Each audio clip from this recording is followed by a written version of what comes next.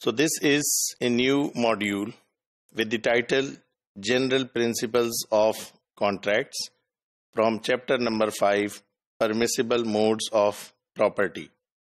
ہم یہ ڈسکس کر رہے ہیں کہ وہ کون کون سے پاسبل موڈز ہیں کہ جس کے تھرو ایک انسان کے پاس انفرادی طور پر آنرشپ آ سکتی ہے. اس آنرشپ میں جو سب سے امپورٹنٹ ہے وہ ہے contract. Islamic law of jurisprudence اس کانٹریکٹ کی تصحیح کے بارے میں کیا کہتا ہے؟ ان سے related number 1 the general principles. What principles should be in front of you when you are going to sign a contract? So, principles can be categorized as number 1, permissibility as general rule. Overall, آپ کو اس بات کا خیال رکھنا ہے کہ جو contract ہے وہ شرعی ہو اور جنرلائز فارم میں ہو اور اس کی اجازت ہو.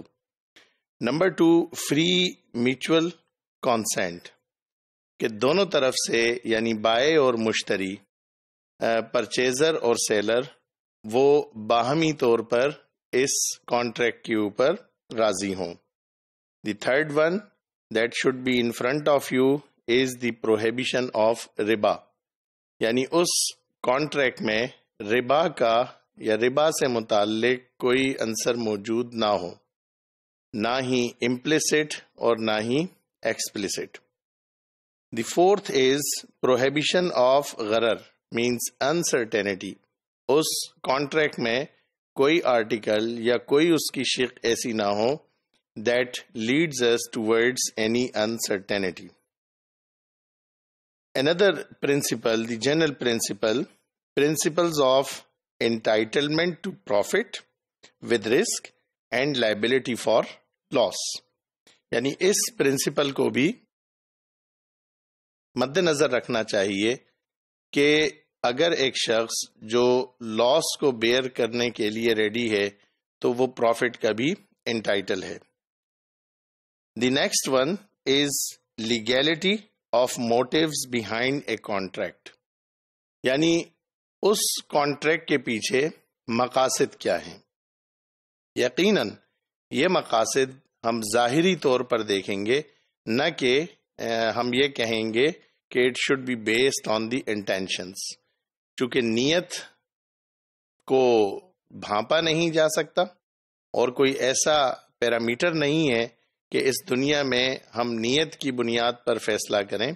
نیت کی بنیاد پر جو بھی فیصلے ہیں وہ تو بروز قیامت ہوں گے، نہ کہ اس دنیا میں.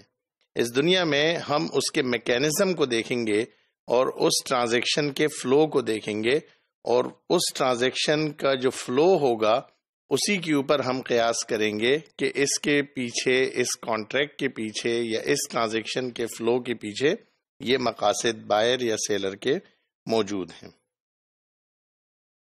The next one the contract should conform to the rules set by Sharia for execution of contracts. So now we are starting to to discuss these principles turn by turn. So conditions required for contracts in perspective of permissibility is general rule. So the first principle which we should observe is related to its lawfulness and legality of subject matter, services or goods of the contract. یعنی اس permissibility میں جو general rule ہم نے discuss کیا اس کا sub part that is the lawfulness and legality. شریعت کی روح سے بھی وہ بالکل ٹھیک ہو وہ معاہدہ یا وہ کانٹریکٹ، اور اسی طریقے سے لیگیلٹی یعنی اگر ملکی جو قوانین ہیں اس سے ریلیٹڈ جتنے بھی پرنسپلز ہیں اس کو بھی آبزرو کیا جائے گا. فار ایگزامپل کوئی چیز ایسی ہے کہ اس کو بیچا جا سکتا ہے مگر گورنمنٹ نے اس کو بین کیا ہے، تو اس صورت میں ہمیں اس کا خیال رکھنا پڑے گا کہ شرعی طور پہ تو ٹھیک ہے، مگر کسی وجہ سے ملک میں جو ترجیحات ہیں، معاشی ترجیحات ہیں، اس کی بنیاد پر گورنمنٹ نے ایک پالیسی بنائی ہے، تو اس حلال چیز کو اس صورت میں بھی اس ٹرانزیکشن میں انکلوڈ کرنا وہ لافل نہیں ہوگا، لیگل نہیں ہوگا۔ ایکسچینج آف امپرمیسیبل گڈس اور سروسز آر ناٹ الاؤڈ، ایسی تمام چیزیں جو کہ جائز نہیں ہیں ان کا ایکسچینج یا ان کی سروسز وہ بھی الاؤ نہیں ہوں گی۔ Conditions required for contracts, the second one is free mutual consent, یعنی دونوں پارٹیز آپس میں باہمی طور پر اس معاہدے میں رضامند ہوں۔ ایسا نہ ہو کہ کوئی ایک پارٹی دوسری پارٹی کی مجبوری سے فائدہ اٹھا رہی ہو یا کسی ایک پارٹی کو فورس کیا جا رہا ہو، یہ دونوں باتیں مختلف ہیں۔